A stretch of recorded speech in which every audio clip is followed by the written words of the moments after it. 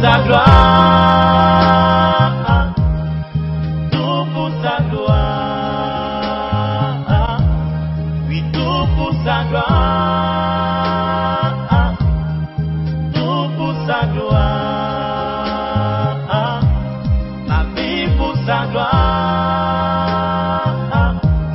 et bien pour sa gloire. Demandons au Seigneur qu'il vienne justement inonder nos cœurs par sa parole. Demandons cela du fond du cœur à l'Esprit Saint. C'est lui l'agent principal, essentiel de l'annonce de la bonne nouvelle. Qu'il vienne nous parler à travers son serviteur. Chose promise, chose accordée, nous sommes dans un cheminement. Nous savons que tous les mois, nous avons un thème spécial qui est proposé à notre méditation.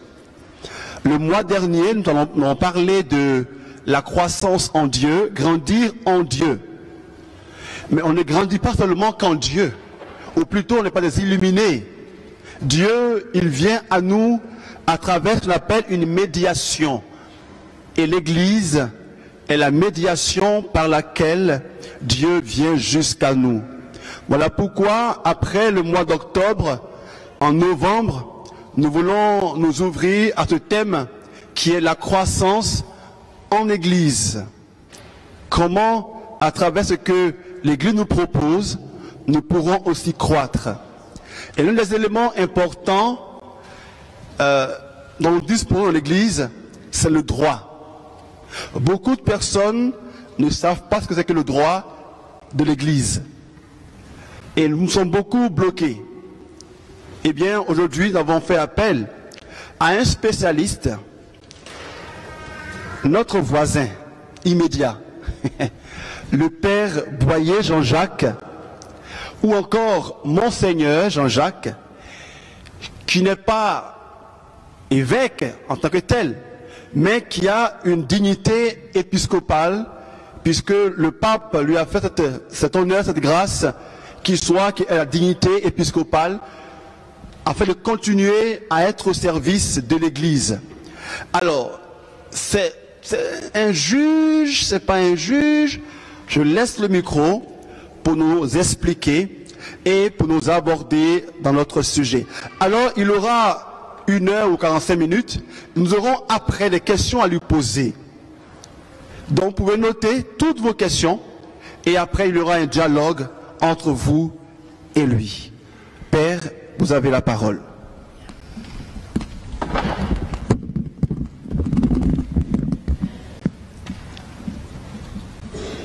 Merci, cher Père. Vous me dites si vous entendez ou si vous n'entendez pas. Si, là, ça va un peu mieux quand même. Voilà. Donc, je suis donc le Père Jean-Jacques Boyer.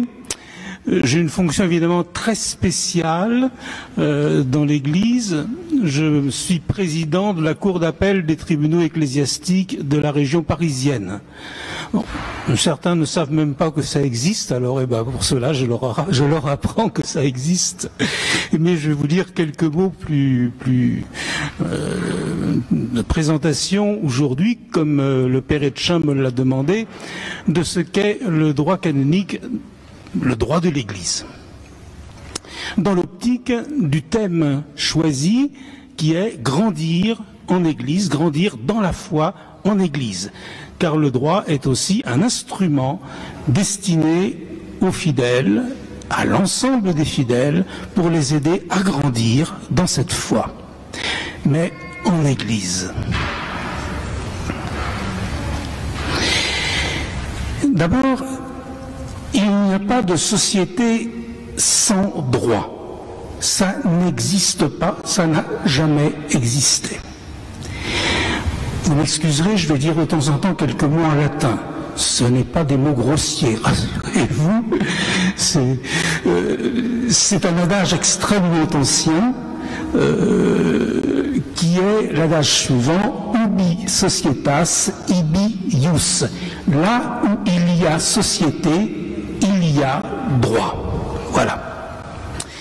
Toute société tire sa cohésion organique de règles communes sans lesquelles ce serait l'anarchie. La liberté de chacun, comme on dit, s'arrête où commence celle des autres. Une société ne peut vivre en paix que si les règles qui l'organisent sont au moins globalement respectées par tous. L'Église, en tant que société, n'échappe pas à ce phénomène. Le droit de l'Église a commencé avec l'Église elle-même. Il est né avec elle. Ce n'est pas un rajout tardif. Ce n'est pas quelque chose qui s'est ajouté à elle après l'époque constantinienne ou au Moyen-Âge. Non. Le droit est né avec l'Église elle-même. Et cela dans tous les domaines. Le Nouveau Testament lui-même en témoigne. Qu'il s'agisse des ministères, de leur organisation, du choix des ministres ou de la discipline des sacrements, dont l'Eucharistie et le mariage, qu'il s'agisse de justice à rendre, de sanctions à prendre, et oui, de quêtes à régler, déjà, de groupes à organiser, d'assemblées à diriger, l'Église, dès les origines, s'organise, son droit naît. Bien sûr, ne me faites pas dire ce que je ne dis pas. Le Nouveau Testament n'est pas un traité de droit, ni un recueil de lois. On y trouve cependant des éléments de droit sous forme de principes d'organisation et même de règles déjà élaborées. Un exemple parmi d'autres, pour être plus concret, Paul donnant ses consignes à Timothée pour l'organisation du groupe des veuves dans l'église d'Éphèse. Je cite 1 Timothée 5. Une femme ne sera inscrite au groupe des veuves que si elle est âgée d'au moins 60 ans et n'a eu qu'un seul mari. Il faut qu'elle soit connue pour ses belles œuvres, qu'elle ait élevé des enfants, exercé l'hospitalité, lavé les pieds des saints, assisté les affligés, qu'elle se soit appliquée à toute œuvre bonne. Quant aux jeunes veuves, tu les écarteras. Si une croyante a des veuves dans sa parenté, qu'elle les assiste. Il ne faut pas que l'Église en ait la charge, afin qu'elle puisse assister celles qui sont réellement veuves. Vous voyez là cette règle d'organisation, les consignes que Paul donne à Timothée pour l'organisation du groupe des veuves dans l'église d'Éphèse. C'est une véritable loi. Je crois que le mot n'est pas exagéré. C'est une loi portant ce que nous venons d'entendre, c'est une loi portant constitution du groupe des veuves dans l'église d'Éphèse. Une loi épiscopale, comme on dira plus tard. La nécessité d'organiser, d'ordonnancer la vie ecclésiale se fit jour dès le début, nous venons de le voir, mais dans tous les domaines. Ainsi, dans celui de l'organisation des groupes, c'est l'exemple que nous venons de voir à l'instant, mais aussi dans le domaine disciplinaire, voire des sanctions pénales. L'Église n'a jamais aimé le scandale. Devant les cas d'inconduite grave, elle ne peut pas rester sans réagir, comme Jésus lui-même d'ailleurs l'y invite. Je cite, c'est dans Matthieu 18, « Si ton frère a commis un péché, va lui parler seul à seul et montre-lui sa faute. S'il t'écoute, tu auras gagné ton frère. S'il ne t'écoute pas, prends encore avec toi une ou deux personnes, afin que toute l'affaire soit réglée sur la parole de 2 ou 3 témoins. S'il refuse de les écouter, dis-le à la communauté de l'Église. S'il refuse encore d'écouter l'Église, considère-le comme un païen et un publicain. Matthieu 18, que nous venons d'entendre, pose les bases de ce que l'on appellera plus tard l'excommunication, laquelle fut pratiquée dès les premiers temps de l'Église, dans des cas d'inconduite grave et aussi de déviation doctrinale grave. L'autorité apostolique a le pouvoir de punir, de prendre des sanctions pour assurer l'ordre ecclésial. Et pour un clerc, un ministre ordonné, je vous le signale au passage, la sanction la plus grave est le renvoi de l'état clérical, ou bien, si on veut parler comme les orientaux, la déposition. Jésus lui-même, vous le savez, n'a pas légiféré. Non. Il en a laissé le soin à l'Église. C'est ce qu'on appelle le pouvoir de lier et de délier. Je cite, c'est dans Matthieu 18, « En vérité, je vous le déclare, tout ce que vous lierez sur la terre, lié du verbe lier, tout ce que vous lierez sur la terre sera lié au ciel, et tout ce que vous délierez sur la terre sera délié au ciel. » Le pouvoir de lier et de délier, autrement dit le pouvoir de légiférer, qui est donné ici par le Christ à l'Église, n'appartient pas à tout le monde, pas plus que dans la société civile. Tout le monde n'est pas législateur, tout le monde n'a pas ce pouvoir de lier et de délier. Dans l'Église, seuls ont ce pouvoir, le pape et les évêques, en tant que successeurs des apôtres. La vie de l'Église, sa pastorale, comme on dit, le mot pastoral, c'est à l'Église comme la politique dans la société civile. La vie de l'Église, sa pastorale, comme on dit, ne peut pas se passer de lois, de règles. Il y va de sa fidélité à l'Évangile. L'Église n'est pas un ensemble invertébré de personnes partageant la même foi. Elle est tout à la fois et inséparablement communion dans la foi et société organisée. Et là où il y a société, il y a droit, comme je vous disais en commençant. Il n'y a pas d'une part l'Église invisible et d'autre part l'Église visible, mais un seul corps ecclésial du Christ à la fois visible et invisible. L'Église est un tout unique, une réalité complexe qui comporte à la fois un élément divin et un élément humain auquel appartient sa dimension sociale. Ce droit de l'Église est un droit d'un genre propre. Tout droit repose en effet sur une philosophie, sur une vision du monde et de l'homme.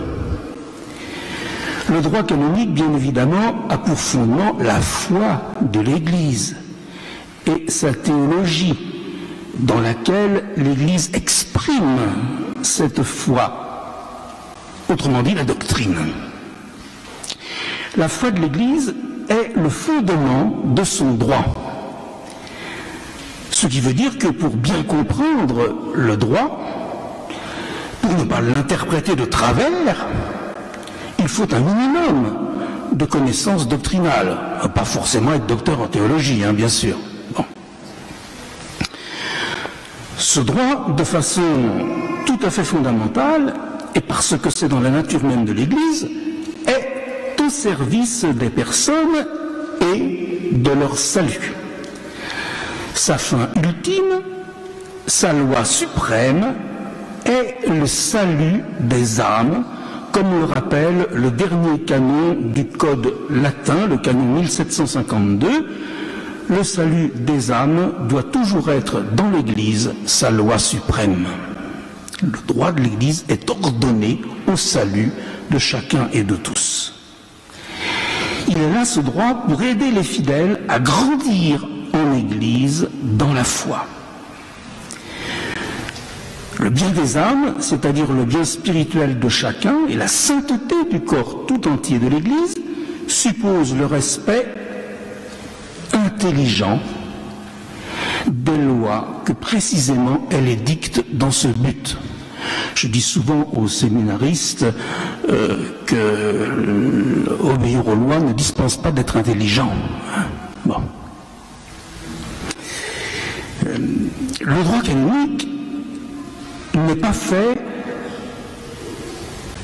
pour entraver la liberté des fidèles. Au contraire, il a pour vocation de la servir. Il établit les conditions pour que les dons de chacun, les charismes, comme on dit, puissent s'exprimer harmonieusement, sans que personne ne bafoue, ne gêne, ne se mette à la place indûment de l'autre.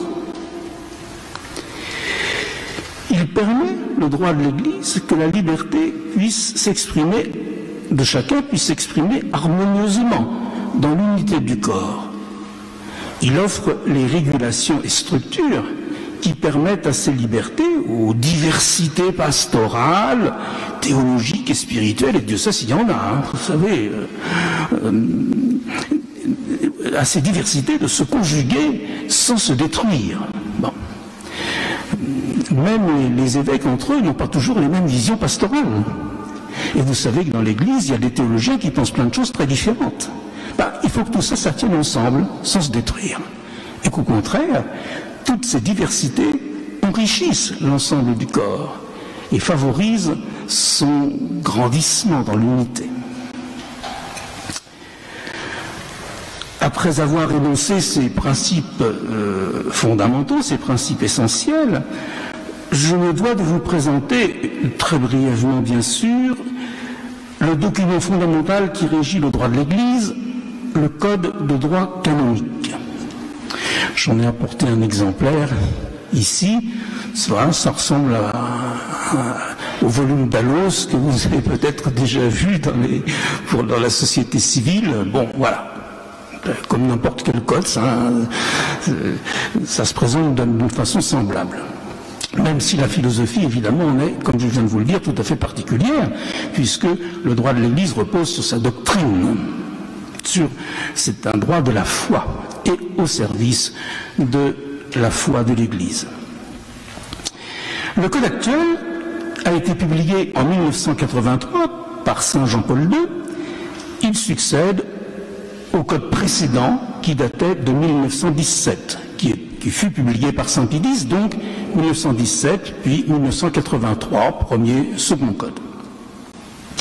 Il y a aussi un autre Code en vigueur dans l'Église, dont je ne vous dirai pas grand-chose, parce que vous allez comprendre tout de suite pourquoi, c'est le Code des canons des Églises orientales. Voilà, c'est aussi un livre un peu comme le précédent, si vous voulez, mais qui concerne les chrétiens des Églises orientales catholiques, auxquelles nous ne faisons pas assez attention, même si l'actualité devrait nous pousser d'ailleurs à leur accorder plus d'attention. Le Code des canons des Églises orientales, comme son nom l'indique, concerne les fidèles des Églises orientales catholiques. Ils sont tout aussi catholiques que nous, hein. Bon. Mais ils ne célèbrent pas dans les mêmes rites. Et ils ont des coutumes et traditions différentes, voire très différentes des nôtres. Il y a 22 églises orientales catholiques. Alors je vais vous en donner le nom de 2 ou 3, hein. Vous verrez tout de suite comme ça de quoi il s'agit, puis je reviendrai à l'église latine, la nôtre. Bon.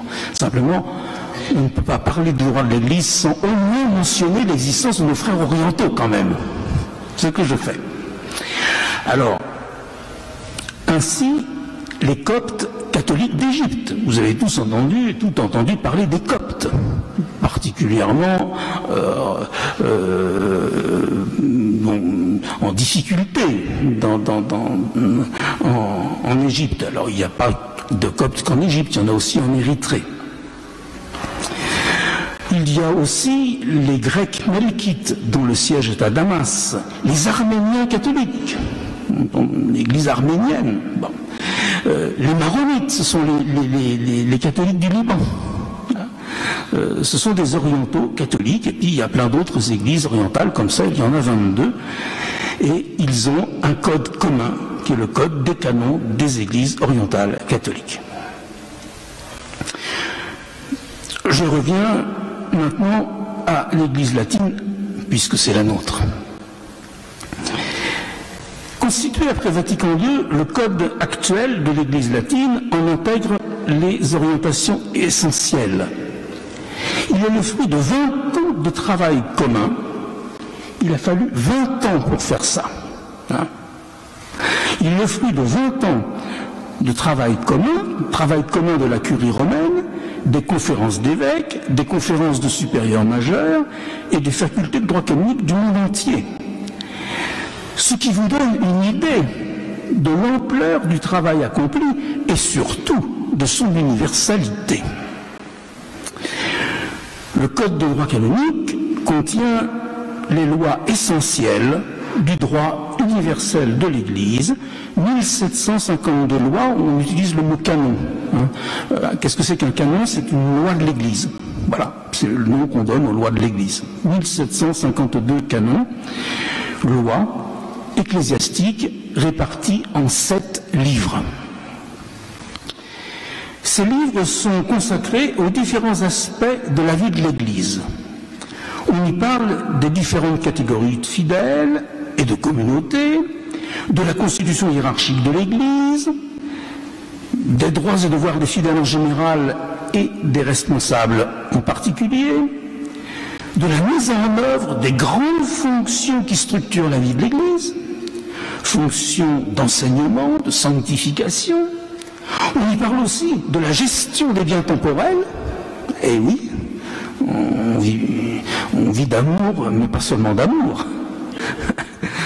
On y parle aussi des sanctions pénales.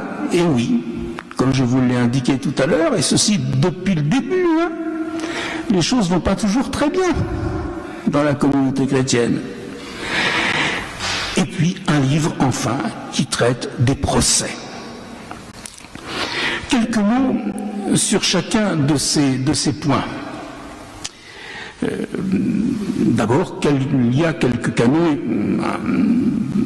consacrés aux 2 grandes catégories de fidèles, car il y a dans l'Église 2 grandes catégories de fidèles, les clercs et les laïcs. Voilà. Et ces canons traitent des devoirs et droits qui sont les leurs. Ce que je vous dis, ce sont simplement des têtes de chapitre pour que vous sachiez de quoi parle le droit. C'est tout. Nous ne pouvons pas faire plus en le temps, bien évidemment, qui nous est imparti. On traite aussi dans le Code des différentes communautés, donc des fidèles, les laïcs, et puis aussi de leur rassemblement, c'est-à-dire des communautés. Qu'est-ce que c'est qu'une communauté? C'est un rassemblement de fidèles. Bon. On parle aussi donc dans le Code de différentes communautés de fidèles qu'on trouve dans l'Église universelle, en précisant à chaque fois leurs règles principales de fonctionnement. À commencer par les diocèses et les communautés internes aux diocèses, que sont les paroisses, dont la nôtre, n'est-ce pas, et aussi les doyennés et les regroupements de paroisses. Puis, ensuite, on parle des instituts religieux. Alors, vous en connaissez, des instituts religieux. Tout le monde a entendu parler des bénédictins, des jésuites, des dominicains. On parle aussi des instituts séculiers, plus récents dans l'histoire. Ainsi, Peut-être avez-vous aussi déjà entendu parler de la Fraternité Jésus Caritas, de l'Institut séculier Notre-Dame de Vie.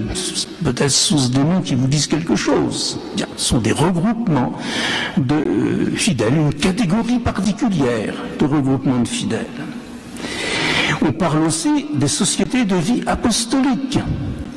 Vous avez peut-être aussi entendu parler, alors pareil, je vous donne, ce sont des noms, mais qui vous diront peut-être quelque chose. Les Sulpiciens, les Eudistes, les Lazaristes, les Oratoriens, les Pères Blancs, les Filles de la Charité, les Sœurs du Prado, et puis une quantité phénoménale d'autres du même genre. On parle aussi, il y a aussi parmi les différentes communautés composant qu'on trouve dans l'Église des associations. Des associations qui sont d'ailleurs de plus en plus nombreuses et diverses. Le phénomène associatif a explosé, si j'ose dire, depuis le Concile Vatican II. Et parmi ces associations, on trouve ce qu'on appelle les communautés nouvelles. Là, ça doit vous dire quelque chose. Exemple d'associations et de communautés nouvelles assez connues. Les équipes Notre-Dame, les foyers de charité, tous entendu parler des foyers de charité, et puis tous les mouvements scouts et guides, les mouvements d'action catholique, la communauté Réjouis-toi, je la cite parce qu'elle a comme fondation Monseigneur Sentier, notre évêque. Elle a comme fondateur notre évêque Monseigneur Sentier. Les Focolari, la communauté de Sant'Egidio en Italie, l'aide à l'Église en détresse, la communauté de l'Emmanuel, la communauté des Béatitudes, sans oublier, quand même, ce n'est pas ici que je vais l'oublier, sans oublier la communauté des enfants de Padre Pio, bien sûr. Voilà, un ensemble de communautés nouvelles, associations, qui font partie de l'ensemble associatif. Voilà. Voilà donc, on traite dans le Code des fidèles, clercs et laïcs, de leurs différents types de rassemblements, des différentes communautés qui existent dans l'Église et dont je viens de vous donner un très bref aperçu. Et puis on y parle aussi de la constitution hiérarchique de l'Église, avec au sommet de l'ensemble, évidemment, le pape et les évêques. Ça n'a pas changé, le pape est toujours au sommet. Bon. Le pape est le collège des évêques. Donc les 3000 et quelques, ou un peu plus, des évêques qui sont dans la succession des apôtres. On y parle aussi de l'élection du pape, de la nomination des évêques. Comment est-ce qu'on devient évêque? Tout ça, ça se fait pas au hasard, hein. C'est très réglementé et très codifié. Bon. On y parle aussi de leur rassemblement, parce que les évêques, ça se rassemble. Nous, on se rassemble bien, les évêques aussi. Hein. Et du rassemblement, donc, des évêques. Les évêques se rassemblent des fois en conciles locaux, régionaux, voire même universels. Et on appelle ça un concile œcuménique, quand ce sont l'ensemble des évêques du monde qui se rassemblent. Bon. Ils se rassemblent aussi en conférences d'évêques. Conférence des évêques de France, conférence des évêques de Suisse, d'Allemagne, etc. Ils se rassemblent aussi en provinces ecclésiastiques. La province d'Île-de-France contient les 8 diocèses qui tournent autour de Paris. Voilà, rassemblement en province, en conférence d'évêques ou en conciles nationaux ou même universels, mais quand même, le concile universel, c'est beaucoup plus rare, hein. C'est beaucoup plus difficile aussi à organiser, vous imaginez bien. On y parle aussi du collège des cardinaux, qui porte un nom particulier, ça s'appelle le Sacré Collège. Le collège des cardinaux qui est important, puisque vous le savez, c'est lui qui élit le pape. Et j'aime bien vous dire que les règles d'élection du pape, on ne peut pas plus compliqué. Hein. Si vous voulez, c'est extrêmement détaillé pour éviter toute contestation, effectivement, à l'issue du vote. Vous imaginez, si on pouvait contester l'élection d'un pape, le bazar que ça créerait dans la vie de l'Église. Bon. Alors donc tout ça, c'est extrêmement précisément défini. Bien. On parle aussi de la curie romaine et de ses différents organismes qu'on appelle des dicastères. Le mot dicastère dans l'Église, c'est comme le mot ministère dans la société civile. Bon. Alors au lieu d'avoir un ministère des Affaires étrangères ou un ministère de la Défense nationale ou de ce que vous voulez, on a des dicastères, par exemple, qu'on appelle aussi des congrégations. Ce sont des mots un peu synonymes. Par exemple, la congrégation pour la doctrine de la foi, la congrégation pour les causes des saints, avec laquelle on travaille beaucoup en ce moment dans notre diocèse. Parce que vous savez qu'est en cours une cause de canonisation de Madeleine Delbrel. Donc nous sommes donc en lien assez étroit avec la congrégation pour les causes des saints. La congrégation donc aussi du culte divin et de la discipline des sacrements pour tout ce qui a trait à leur organisation et à leur célébration. On traite aussi des droits et devoirs des fidèles en général et de ceux à qui sont confiées des responsabilités, dont celles des différentes communautés d'église, parce qu'une communauté d'église, ça a toujours une tête, forcément, toujours quelqu'un ou quelques-uns ou des personnes qui dirigent, c'est obligé. On parle donc des fidèles et de ceux à qui sont confiées des responsabilités, dont celle de tête de ces différentes communautés. Ainsi, on parlera dans le Code des droits et devoirs de l'évêque diocésain, des curés, des vicaires et des aumôniers, ou des supérieurs dans le monde des instituts religieux et des sociétés de vie apostolique, ou des responsables d'associations, parce qu'aussi dans une association, il y a une autorité. Dans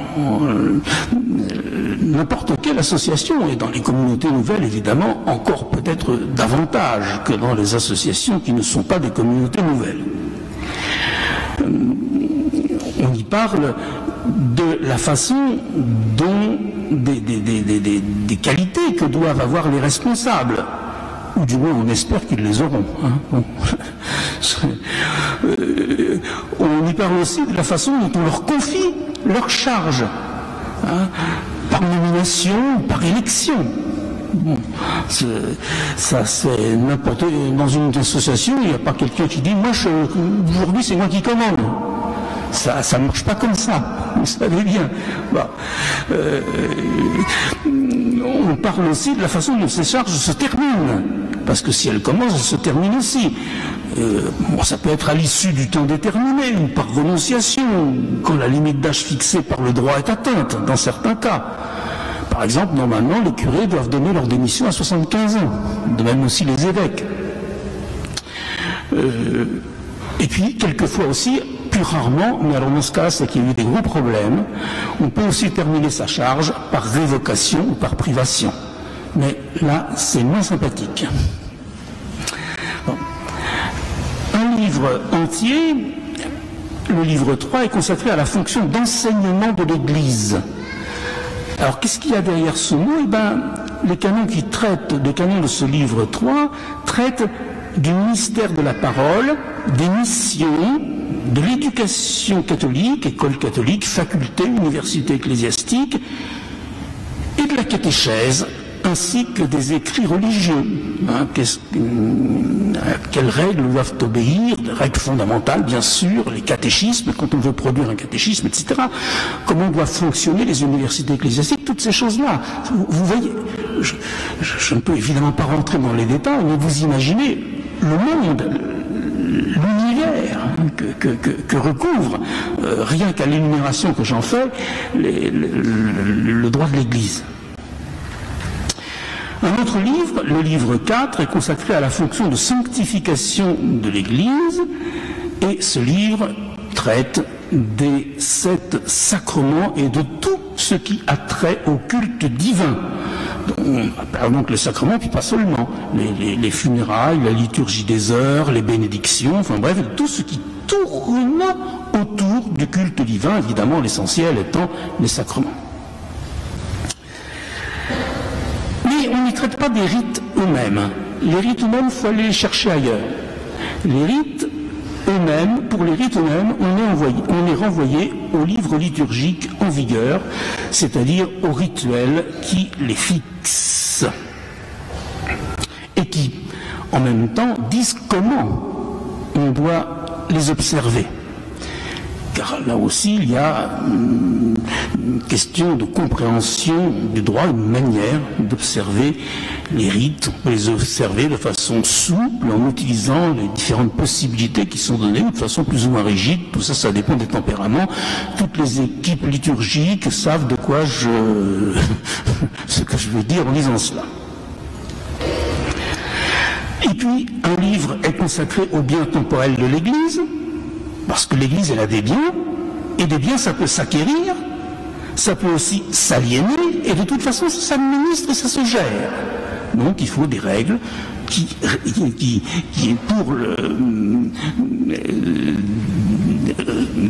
pour s'occuper ou traiter de la gestion, l'acquisition, aliénation des biens ecclésiastiques. Le livre 6, lui, parle des sanctions dans l'Église. Alors, c'est un véritable code pénal de l'Église. L'Église a un code pénal. Le livre 6 du code est le code pénal de l'Église. 89 canons portant sur les délits, les peines, leur application, leur cessation. Donc je vous ai déjà comme ça, mine de rien, signalé 2 peines possibles, l'excommunication, vous l'avez vu tout à l'heure, et puis aussi le renvoi de l'état clérical ou la déposition, dans des cas extrêmement graves, et ça ne concerne évidemment que les clercs, diacres, prêtres, évêques. Enfin, le livre 7 est consacré au procès. Il traite des règles de fonctionnement des tribunaux ecclésiastiques, des grands types de procédures et en détail de 2 catégories particulières de procès, les procès pénaux, donc pour imposer, déclarer une peine, et les procès en déclaration de nullité du mariage, c'est davantage connu du grand public, les procès en déclaration de nullité du mariage, ces derniers d'ailleurs étant de très loin les plus nombreux. En somme, tous les aspects concrets de la vie de l'Église sont pris en considération par le Code. Tous. Le droit canonique, loin s'en faut, ne réglemente cependant pas tous ces aspects dans les détails. C'est la plupart du temps un droit cadre destiné à maintenir dans l'unité de la vie de l'Église, à éviter que n'importe qui fasse n'importe quoi, ce qui aboutirait immanquablement à l'éclatement de l'univers ecclésial. Beaucoup de lois régissant l'Église universelle ne sont pas dans le Code. Ça serait trop simple. Excusez-moi, mais bon. Le Code n'est que le document principal à partir duquel se construit et s'ordonne l'édifice canonique. Ainsi, pour ne parler que des dernières lois... 15 minutes avant la question. 15 minutes avant la question, ça va être difficile.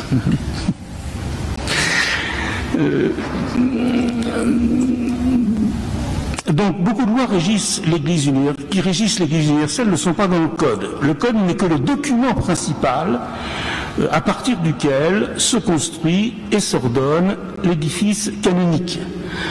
Ainsi, notre pape, le pape François, a publié ces derniers temps des lois assez importantes. La dernière, c'est le 18 septembre dernier, une loi qui réforme le synode des évêques. L'année d'avant, il avait publié une constitution apostolique réformant le droit des universités et facultés ecclésiastiques. Et puis l'année d'avant encore, une constitution apostolique qui traitait de la vie contemplative féminine. Vous voyez, différentes choses appartenant à la vie de l'Église. Et puis aussi des lois un peu moins importantes que les constitutions apostoliques qu'on appelle des motu proprio. Il en a publié pas mal. Donc le droit, comme vous le voyez, est en continuelle évolution. C'est pas un ensemble figé, un ensemble immuable. Tout n'est pas figé dans un corpus qui serait sans possibilité d'évoluer. L'Église sait s'adapter aux circonstances et aux besoins nouveaux. Le Code de droit canonique lui-même a évolué, puisque depuis 35 ans qu'il a été promulgué par le pape Jean-Paul II, il y a déjà une quarantaine de canons qui ont été modifiés, une quarantaine sur 1752. Voilà. Et le seul pape François, il a trouvé le moyen à lui tout seul d'en changer 30. Bon, voilà. Alors, le droit universel, celui du Code et des lois pontificales, a évidemment la première place. Mais le pape n'est pas le seul législateur, comme je vous le disais au début. Les évêques sont législateurs dans leur diocèse. Ils peuvent faire de véritables lois pour leur diocèse. Les conférences d'évêques aussi, mais elles ont très peu de pouvoir législatif. Donc à côté du droit universel existe un droit particulier, donc le droit des évêques diocésains, le droit des conférences d'évêques. Droit universel, droit particulier. Quels sont les domaines que touche le droit particulier? C'est-à-dire, qu'est-ce que les évêques peuvent faire comme loi dans un diocèse? Qu'est-ce qu'ils peuvent faire comme loi dans un diocèse? Je vais vous donner les domaines dans lesquels, la plupart du temps, ils légifèrent. Pas tous les jours, heureusement. Bon, création de nouveaux conseils diocésains, établissement ou réforme des règles de fonctionnement des conseils qui existent déjà, paroissiaux diocésains. Il peut s'agir aussi de normes concernant l'organisation de différents services, du catéchuménat par exemple, parce que tout ça, ça s'organise, ou des aumôneries de l'enseignement public ou privé, et ça peut changer d'un diocèse à l'autre, ou des aumôneries d'hôpitaux ou de prisons, ou encore des règles organisant la formation des différentes catégories de fidèles. Par exemple, la formation des diacres permanents en diocèse. Chaque diocèse est libre d'organiser la formation des diacres permanents comme il l'entend.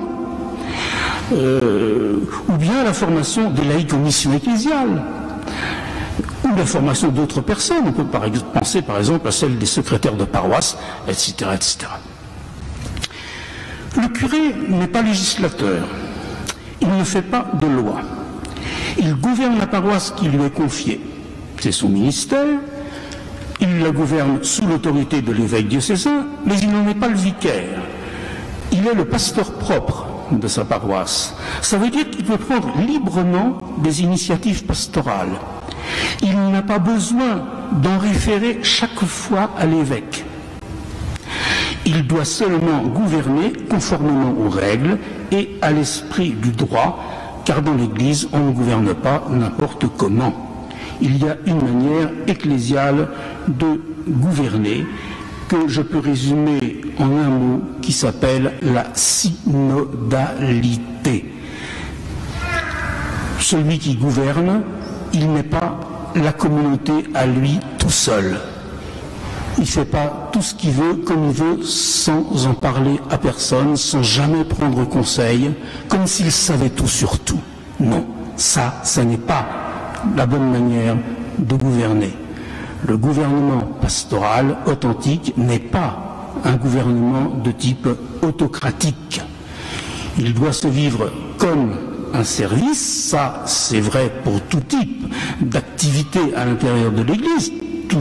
Chacun de nous doit remplir des services pour les autres, mais l'autorité est un service particulier qui ne peut pas s'exercer de façon autocratique, mais synodale, c'est-à-dire étymologiquement en faisant route avec. Donc, en réfléchissant les décisions à prendre avec d'autres personnes, ainsi les conseils pastoraux dans les paroisses, ainsi les différents conseils et groupes dans les associations ou dans les instituts religieux. Toujours le supérieur, toujours celui qui a l'autorité, doit cheminer avec ceux au service desquels il est et dans les communautés qu'il dirige.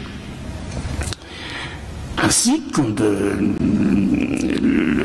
un évêque, un aumônier, un curé, un recteur d'église, un supérieur de séminaire, un doyen d'université réunit un conseil, et bien qu'est-ce qu'il fait? Il traite dans ce conseil des problèmes de son institution et puis de la manière dont on va les résoudre, et de ce qu'il faut faire. Voilà.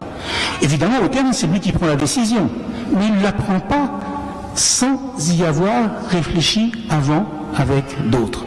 Bien sûr, on ne réunit pas un conseil pour aller acheter un timbre, hein, quand même. Mais,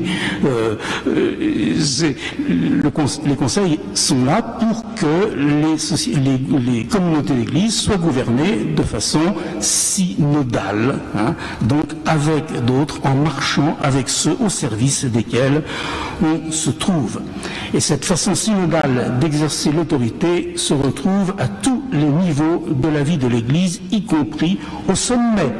Le pape, il gouverne pas, notre pape a une grande autorité, c'est vrai, c'est un vrai chef, c'est sûr, mais il ne fait pas tout seul. Il a son groupe, le groupe des 9 autour de lui, et puis il a aussi tous les membres, tous les dicastères de la curie romaine qui sont autant de conseillers. Pas croire qu'il sort tout de son chapeau, si je peux me permettre cette manière un peu populaire de parler. Voilà. Bon. Donc,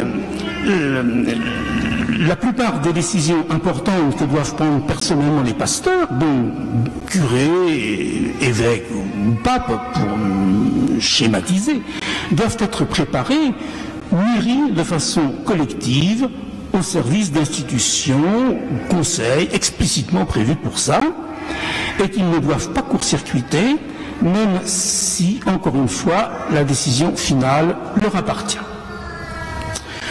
Donc les pasteurs ont pour charge d'aider leurs frères à grandir en Église, dans la foi, l'espérance et la charité, en Église, c'est-à-dire en communion les uns avec les autres. Hein, voilà ce que ça veut dire. Et non pas de façon anarchique, chacun croyant ce qui lui chante et agissant de son côté sans se soucier des autres. Ça ne serait pas l'Église.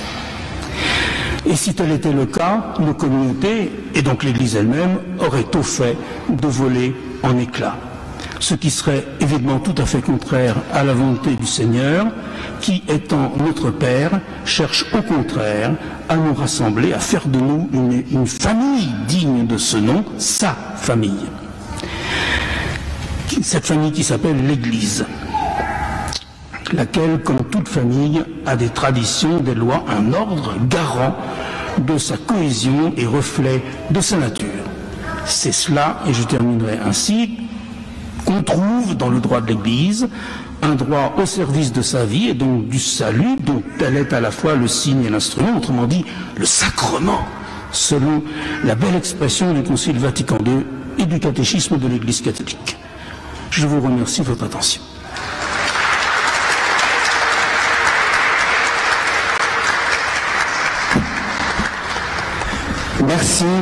Merci beaucoup, Père, pour votre catéchèse très claire et édifiante. Merci à vous de nous avoir suivi avec beaucoup d'attention.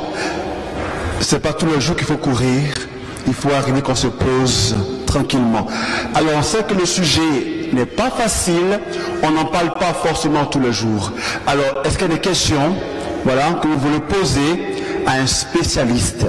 Alors, j'indique aussi à ceux qui sont sur Facebook, vous pouvez aussi noter vos questions pour qu'on puisse les poser au Père Boyer. Nous avons une demi-heure pour ceux qui veulent poser des questions sur le droit. Voilà.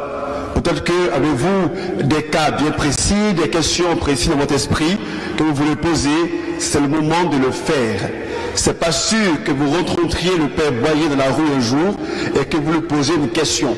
Là, il est là pour nous, il faut le faire. Voilà, donc celui qui voudrait, il lève la main, et je viens à lui pour poser une question. Ou sur Facebook, et c'est des questions, faites-moi signe, voilà.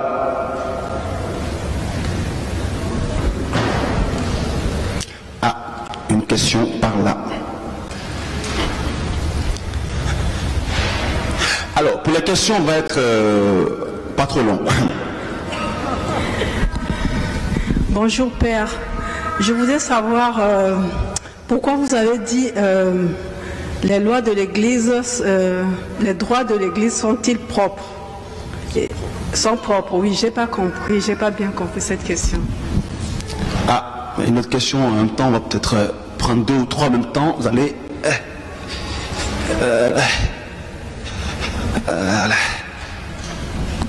Merci mon père. C'est concernant l'excommunication. Est-ce qu'il existe une procédure pour réhabiliter la personne? Et dans le cas des dépositions, est-ce que le clerc il sera réordonné si la procédure existe? C'est une... Ah, bon. Ah, bon, d'accord, donc je vais revenir. D'accord. Donc, pourquoi on parle de droit propre de l'Église et ensuite la question de l'excommunication? Donc vous me les rappellerez si j'ai oublié les questions.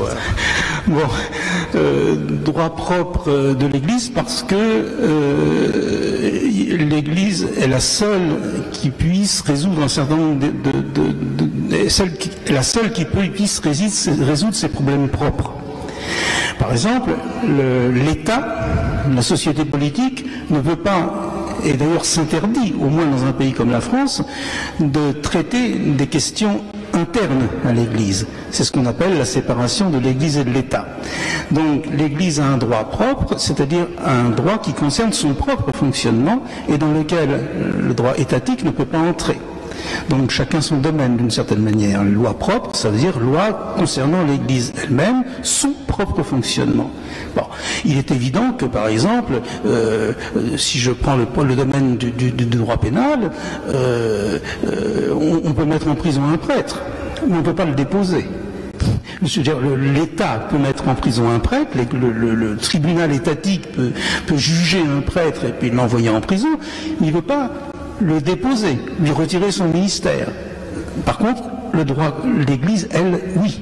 L'autorité ecclésiastique le peut. Vous voyez, ce sont deux choses différentes. Évidemment, le juge étatique ne peut pas excommunier un chrétien, c'est pas possible. Bon, un tribunal ecclésiastique le peut, mais évidemment pas un tribunal civil. Bon, chacun son domaine. Nous avons donc un domaine de loi propre relatif à notre fonctionnement spécifique. Voilà pourquoi j'utilisais le terme de droit propre. Hein. En latin, on disait un droit sui generis, c'est-à-dire qui est lié à l'Église elle-même. Voilà. Pour la déposition, le renvoi de l'état clérical, lorsqu'un prêtre est renvoyé de l'état clérical ou déposé, c'est comme ça que parlent les orientaux. Les frères orientaux on parle de déposition. On parle de renvoi de l'état clérical. Mais c'est très rare, hein, si on devait réintégrer un prêtre renvoyé de l'état clérical, c'est pas impossible, mais c'est rarissime. Il est évident qu'on ne le réordonnerait pas, parce que l'ordination, elle se garde à vie.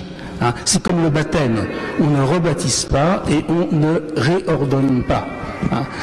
Si on réadmet dans l'exercice des ordres un prêtre qui en était exclu, on n'a pas besoin de le réordonner. Mais c'est très rare qu'on le réadmette quand il a été renvoyé ou déposé. Voilà. Le processus d'excommunier, est-ce qu'on peut le ramener Ah oui. Alors pour l'excommunication c'est totalement différent. L'excommunication, ça n'est jamais définitif. Jamais. Jamais. C'est-à-dire que dès le moment où la personne se repent de la faute qui lui a valu d'être excommuniée, l'autorité de l'Église constate qu'elle s'en est repentie, qu'elle est venue à récipiscence, comme on dit dans le vocabulaire classique, et dès qu'on a la certitude, qu'on constate que la personne s'est vraiment repentie, ou quand on a une certitude suffisante, disons, puisqu'on on sait pas quand même lire, on sait pas lire dans les cœurs. Hein. Donc, dès qu'on discerne que la personne se repent des fautes qui lui ont valu d'être excommunié, l'autorité ecclésiastique doit lever l'excommunication. Non seulement elle le peut, mais elle le doit. On n'a pas le droit de laisser en état d'excommunication quelqu'un qui se repent des fautes qu'il a commises et qui lui ont valu cette sanction. C'est ce qu'on appelle, la peine de l'excommunication n'est jamais une peine définitive. Elle peut être levée lorsque la personne qui a commis l'acte qui la lui a valu se repent de ce qu'elle a commis. Voilà.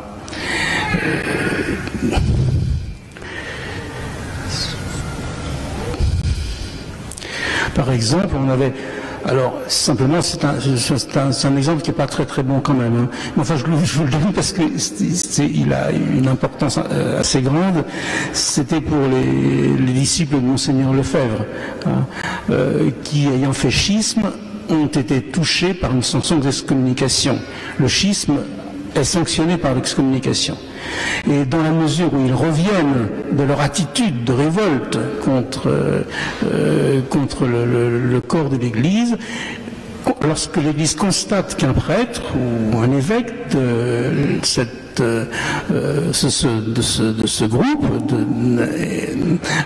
se repent ou revient de son état de dissidence, alors on doit le réintégrer.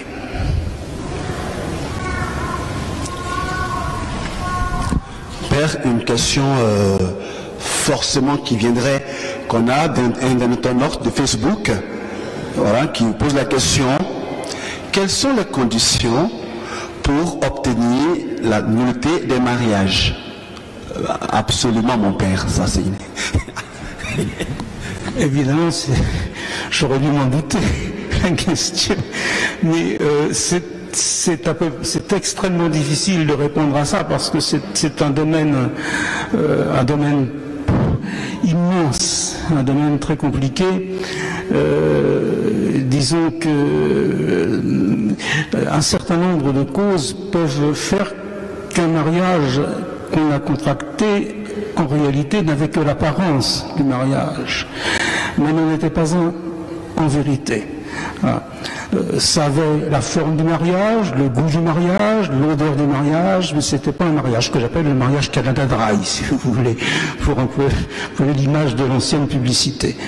Et alors, qu'est-ce qui peut faire qu'un mariage, que ce qu'on a cru être un mariage, y compris peut-être même ceux qui l'ont célébré ont cru, n'en est pas un? Qu'est-ce qui peut faire que ce mariage soit, comme on dit, invalide ou nul? Pour quelle raison? Quel chef de nullité, chef d'invalidité? Alors, ces chefs d'invalidité peuvent être assez nombreux et extrêmement variés. Je ne peux pas vous vous dire grand-chose là-dessus, parce que chaque parole, pour être comprise de façon correcte, obligerait à en poser une autre qui elle-même devrait s'accompagner d'une troisième pour que vous puissiez comprendre bien ce que je vous dis et ne pas faire de contresens. On est mal parti. Hein. Bon, alors, simplement, très brièvement, un mariage peut être nul pour des raisons d'ordre psychologique, c'est-à-dire que la personne qui a dit oui n'ait pas eu la capacité psychologique, être en état psychique, un psychisme suffisant pour dire un oui consistant, suffisamment consistant pour pouvoir produire le mariage, puisque ce qui produit le mariage, c'est le oui qu'on dit devant le prêtre. Une personne peut ne pas avoir l'intégrité psychique qui lui permette de dire un oui valable, un oui suffisamment dense pour produire sa conséquence qui est le lien matrimonial. Ou bien elle peut savoir ce qu'elle fait quand elle dit oui, le savoir de façon suffisamment correcte et avoir l'équilibre psychique suffisant pour le dire vraiment, hein. Mais elle peut aussi ne pas avoir la capacité psychique de mettre en œuvre le oui qu'elle a dit. Elle peut être incapable d'assumer les obligations qu'elle a cependant pourtant prises. Vous voyez, il y a différentes situations qui peuvent aboutir à la non-constitution du mariage, ce qu'on appelle son invalidité, sa non-réalisation. On a cru que c'en était un, c'en était pas un. Le oui qui a été dit, il a été dit, mais il n'a pas produit le mariage parce qu'il y a eu quelque chose qui a empêché, dans les exemples que je viens de prendre, quelque chose d'ordre psychique qui a empêché le oui de produire son effet, qui est la constitution du lien matrimonial. Mais il y a d'autres raisons, d'autres chefs de nullité. Il n'y a pas que les chefs de type de déficience psychique. Il y a d'autres chefs de nullité possibles. Ainsi, par exemple, quelqu'un qui s'engagerait en mariage en disant « moi je veux bien me marier, mais je ne veux pas d'enfant ». Ah non, ça je ne veux pas d'enfant.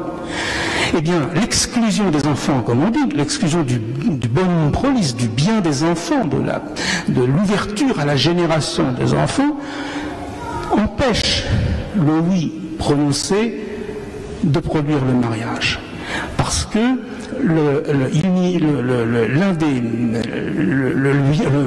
la génération des enfants est une des finalités propres du mariage. Si on retire cette finalité du mariage, ben c'est plus le mariage.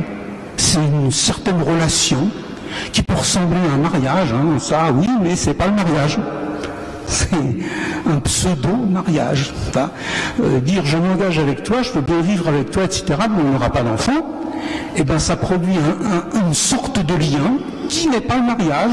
Peut-être que tout le monde, que les gens qui ne savent pas et qui sont autour et qui ont vu ça, ils pensent que c'est un mariage, c'est sûr. Hein. Et peut-être même d'ailleurs que l'époux, ou le pseudo-époux en l'occurrence, vous voyez, je suis obligé de faire attention quand je parle, il n'est pas au courant, parce que vous savez, quelqu'un peut refuser les enfants et pas le dire à son futur conjoint. Hein?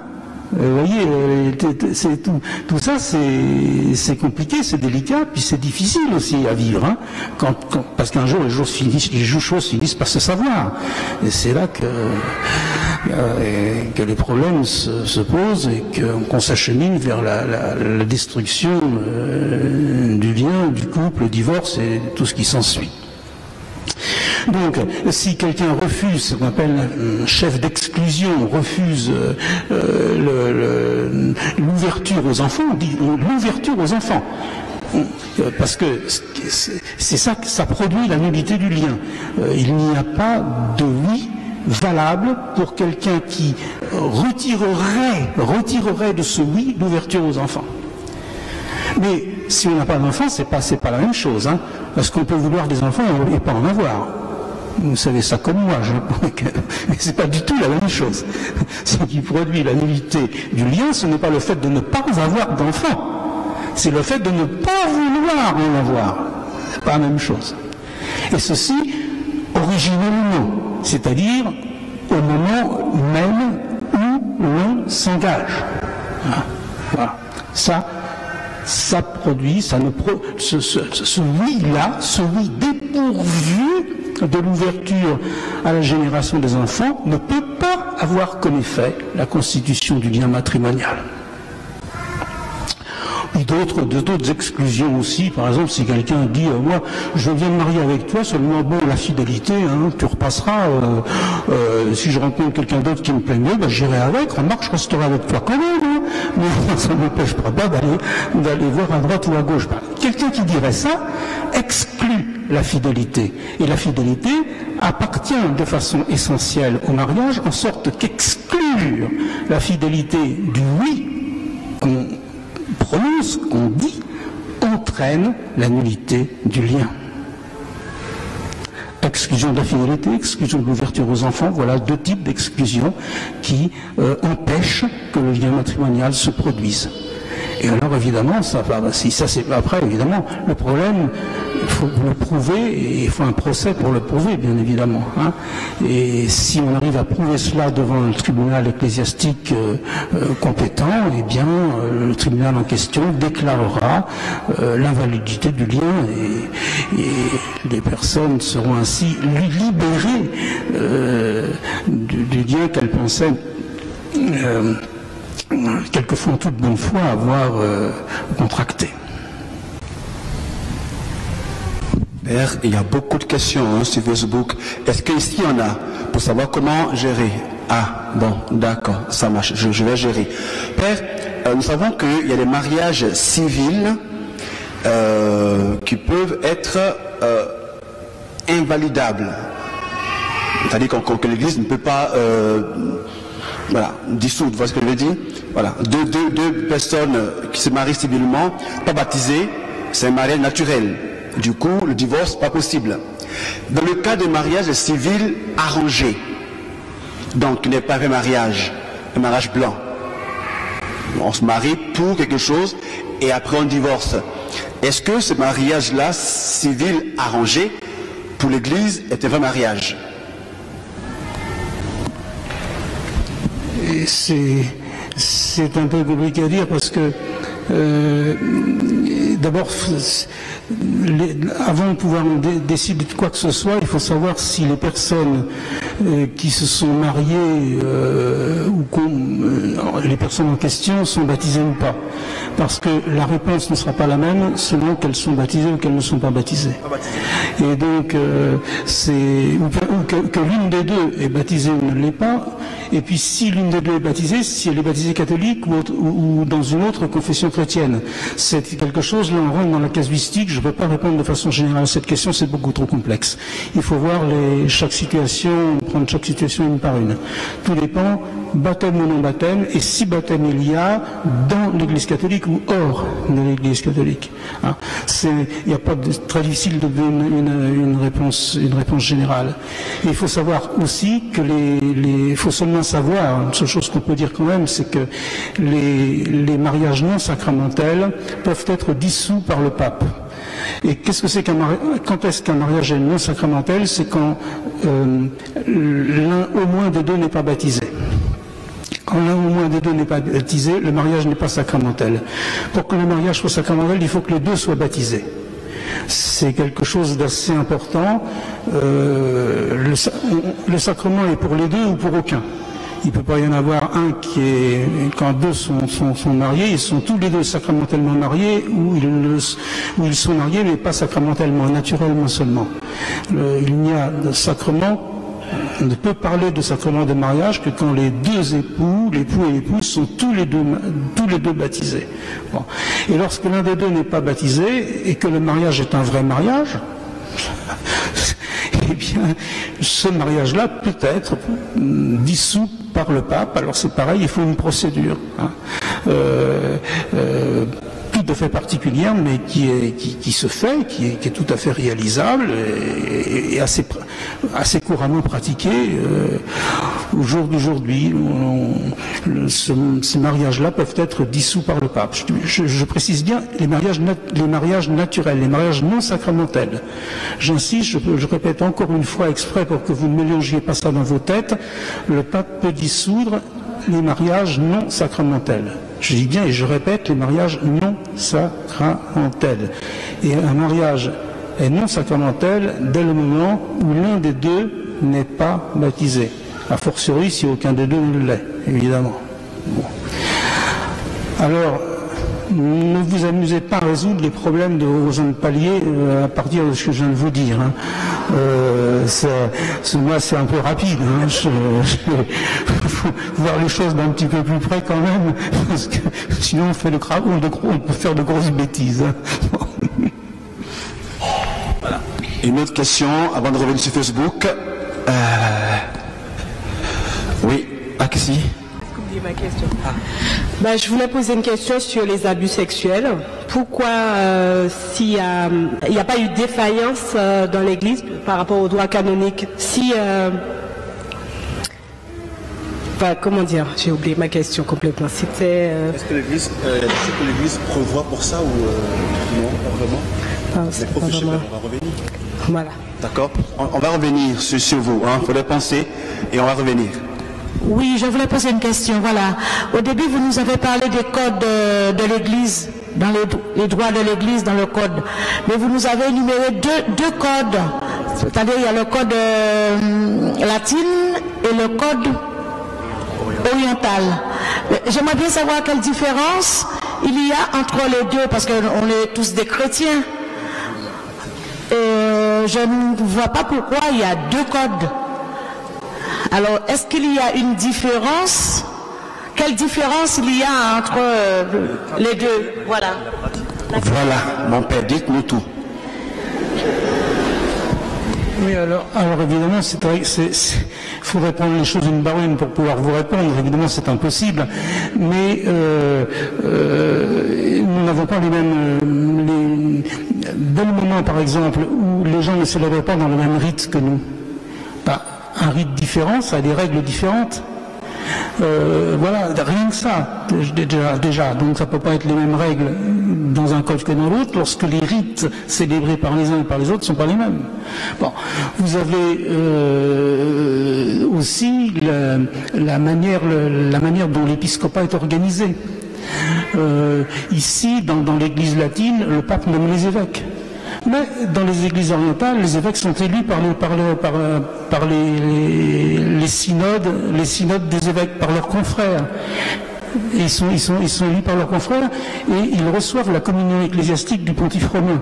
Vous voyez, donc tout est organisé différemment. On s'est d'ailleurs posé la question de savoir s'il fallait faire un code ou deux après le concile. Et on a très vite renoncé à en faire un, tellement les différences de coutumes, de manière de voir étaient grandes. C'est pas possible, on n'y arrivera jamais. Heureusement, parce que non seulement on n'y arrivera jamais, mais en plus c'est aussi bien qu'il y en ait deux, parce que les orientaux ont toujours accusé l'Église latine d'être assez impérialiste.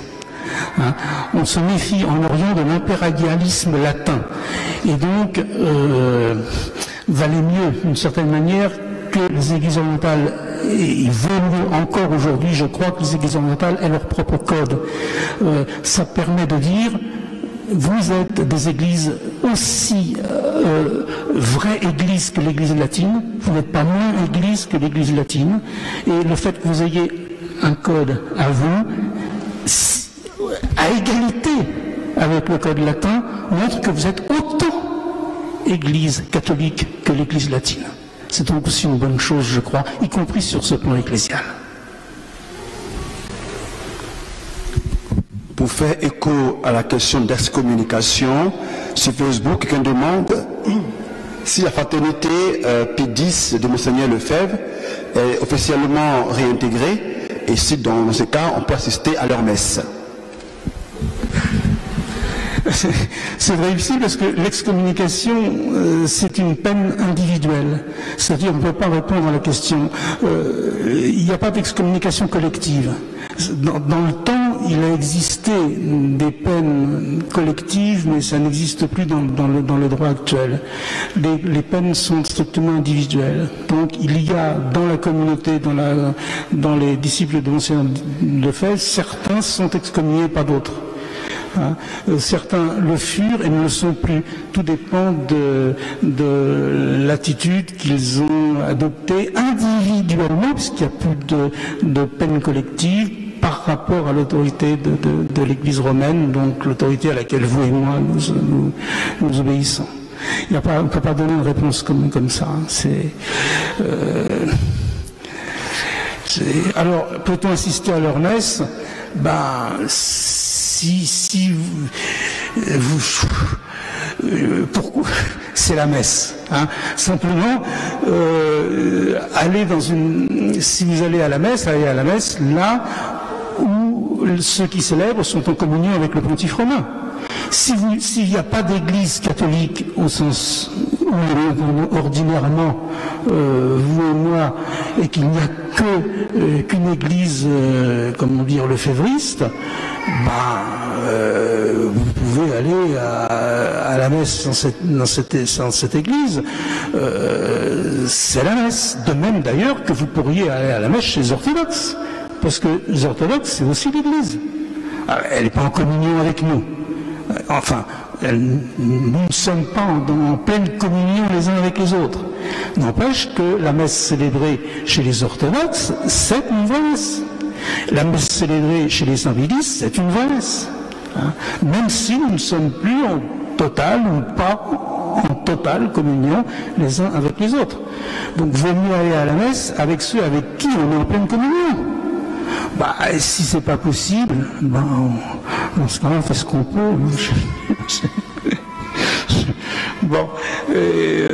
Voilà. Deux dernières questions, une ici et l'autre sur Facebook. Il y a cette dame qui était déjà depuis longtemps. Pour les questions, vous allez voir le père Boyer en aparté. Malheureusement, on ne peut pas tout. Voilà. Bonsoir, Monseigneur. Vous avez dit que l'Église évolue et qu'elle s'adapte. Et vous avez aussi dit que le curé n'est pas législateur. Est-ce que si le curé dans sa paroisse constate quelques anomalies qui sont en relation avec le temps actuel et qu'il en parle à son évêque, est-ce que l'évêque, en sachant que peut-être son curé a raison ou a tort, le curé peut aussi, est-ce que le curé n'a pas peur d'être grillé, de montrer de doigts et d'être mis à l'écart? Est-ce que le code a prévu ça, que le curé peut avoir raison et pas l'évêque?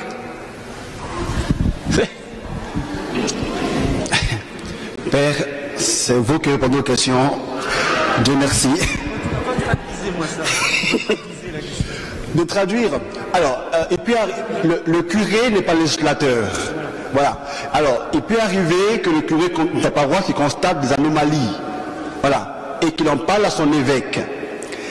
Et l'évêque constate que le curé, il a raison. Voilà. Comment ça se passe? C'est ça? À peu près? Disons qu'il faudrait... Normalement, entre gens intelligents, on doit toujours s'en sortir. Vous allez dire, c'est une manière bizarre de répondre, mais pas tant que ça. On doit être capable, parce que vous savez, le droit ne dit pas n'importe quoi. Le droit est en général assez clair. Et donc, on regarde ce que dit le droit et on discute. Et puis, si on est honnête intellectuellement, on se rallie à ce que dit le droit, parce que le droit, c'est le juge de paix, d'une certaine manière. Donc, si quelqu'un fait une erreur, on le constate, on le reconnaît, on répare ce qu'il est possible, on refait les choses, on les rétablit, on les rectifie, enfin on fait ce qu'il faut, quoi. Et c'est possible entre gens de bonne compagnie, entre chrétiens, entre gens qui sont intellectuellement honnêtes, de constater qu'on a fait éventuellement des erreurs, et un évêque peut très bien reconnaître devant un de ses prêtres que lui-même, quoique son évêque, a fait une erreur. Et le curé peut aussi reconnaître ça vis-à-vis d'un des fidèles. Un fidèle veut dire, mais monsieur le curé, vous faites ça, mais vous avez tort, moi, vous ne pouvez pas faire ça, vous n'avez pas le droit de m'interdire de ceci, ou de m'obliger à cela. Et alors, si le curé ou si l'évêque, dans les exemples pris, sont des gens de bonne composition, et honnêtes, ils en conviendront, bien sûr. Enfin, pas seulement le curé et l'évêque, aussi les fidèles concernés, bien évidemment. Non, ça, je crois que là, on est dans la gestion des relations des uns avec les autres. On discute, on étudie, on regarde ce qu'il faut faire, ce qui aurait dû être fait, ce qu'on n'a pas fait, ce qu'il faudrait faire, puis on décide au mieux, quoi. Mais je dirais que c'est dans la vie de l'Église comme dans la vie de tous les jours. Il y a des discernements à opérer. Et il est possible que dans la vie de l'Église, comme dans la vie de tous les jours, on se trompe. Ça, oui. Et que quelqu'un nous aide à nous en rendre compte, fût-ce de façon, au départ, pas très aimable. Bon, malheureusement, désolé Facebook, je ne pourrais pas de tout donner. Une dernière question, c'est un choix. Quel est le droit de réserve dans la confession que doit avoir un prêtre dans un aveu de criminel, par exemple? Voilà, c'est la dernière question. On ne pourra pas... Voilà. Alors, le secret de la confession est un secret absolu. C'est le seul secret à ma connaissance qui soit absolu, c'est-à-dire que le prêtre ne peut en aucune manière trahir. En aucune façon, il ne peut dévoiler à une tierce personne ce qui lui a été dit en confession, fût-ce l'aveu d'un crime. En aucune façon. Il peut dire à celui qui avoue un crime d'aller se dénoncer aux autorités, ou à celui qui avoue un péché, le prêtre peut lui dire répare ce que tu as fait, ou essaye, ou fais ton possible pour, ça oui, mais il ne peut pas dénoncer ou dire ou informer une tierce personne de ce qu'il a entendu en confession. On ne peut pas dire à une tierce personne un tel ou un tel a commis tel ou tel crime ou tel délit ou a commis telle ou telle faute. Non, ça absolument pas. Et un prêtre qui ferait cela, un prêtre qui trahirait le secret de confession, est automatiquement excommunié. Automatiquement. C'est-à-dire que et de cette excommunication-là, seul le Saint-Siège peut le relever. C'est une sanction donc extrêmement grave. Le prêtre ne peut en aucune manière, et un prêtre ne peut en aucune manière trahir le secret de la confession. Non. Voilà, c'est comme ça. Alors je sais que dans certains pays, on voudrait obliger les prêtres en justice étatique à dire des choses qu'ils ont emprises en confession parce que ça arrangerait bien le juge étatique de le savoir. Mais le prêtre n'a pas le droit de le dire. Il lui est impossible de le dire, même sous la menace de prison. Très très très grand merci à Monseigneur Boyer.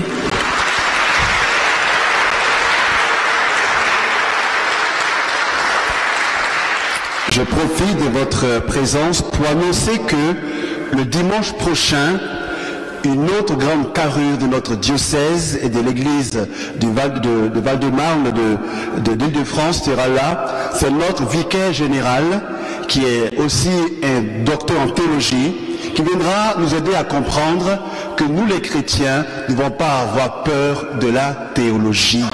Voilà vos souhaits.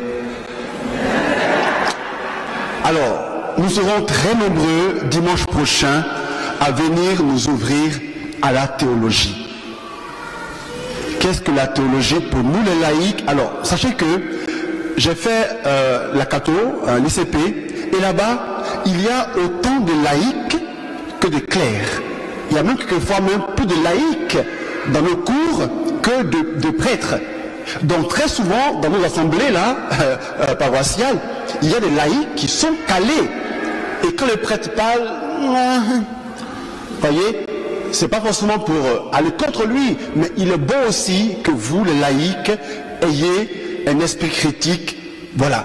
Parce que pour notre foi, cela est important. Et nous sommes contents d'avoir commencé ce séminaire sur Grandir en Église. Et le dimanche d'après, on a encore pris un grand spécialiste, l'un des meilleurs biblistes d'Afrique, pour vous. Ça vous dit rien? C'est le père Paulin Pukuta, qui est un grand bibliste africain, camerounais je pense, qui congolais, tu es fort hein? Congolais qui sera là pour nous aider à comprendre ce que c'est que la Bible pour nous. On va se mettre debout et le père Boyer va prier pour nous, pour que nous puissions voir le code de canonique non pas comme un ennemi, mais comme un moyen de salut pour nous. Eh bien Seigneur, donne à tous et à chacun de savoir reconnaître l'autorité de ceux qui en sont dépositaires dans la succession apostolique, de savoir leur faire confiance, de les aimer de tout leur cœur, de prier pour eux, un peu comme le pape François qui, à chaque fois qu'il rencontre un groupe, demande qu'on prie pour lui. Alors moi, je vous demanderai simplement ce soir de prier pour ceux qui, dans votre communauté et dans notre Église, possèdent la charge de l'autorité afin qu'ils en usent bien et véritablement à votre service, avec la grâce que Dieu leur fait. Tout pour sa gloire.